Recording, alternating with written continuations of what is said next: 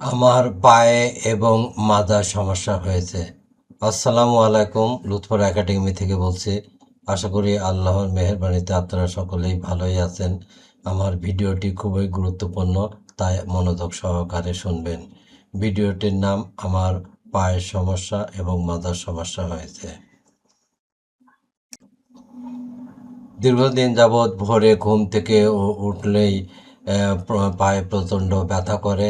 ওঠার সঙ্গে সঙ্গে হাঁটা যায় না, কিছুক্ষণ অপেক্ষা করা লাগে, তারপর ধীরে ধীরে ব্যথা কমতে থাকে। বাইরে চলাচল করতেও খুব অসুবিধা হয়, যেমনটি কোনো পায়ে কাটা বদলে যেমন হয়, ঠিক সেরকমই সমস্যা হয়। তারপর দীর্ঘদিন যাবৎ মাজার ব্যথার সমস্যা হচ্ছে। নড়াচড়া করতে খুবই অসুবিধা হয়। এক প্রকার মাজা বাঁকা হয়ে গেছে। তার তারপর পরিশেষে ডাক্তারের কাছে গেলাম। ডাক্তার রাশেদুল হক স্যারের দিয়ে দেখালাম ল্যাবেটসে। তিনি পায়ের এবং মাজার হচ্ছে এক্স রে করলেন। পায়ের হাড় বেড়েছে, যার জন্য পায়ে ব্যথা করে, চলাচল করতে খুব কষ্ট হয়।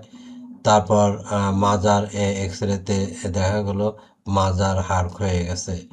ডাক্তার স্যার 1 মাসের হচ্ছে ওষুধ দিয়েছেন। ডাক্তার স্যার 1 মাসের ওষুধ দিয়েছেন। ওষুধ খাওয়ার পরে এখন কিছুটা ভালো।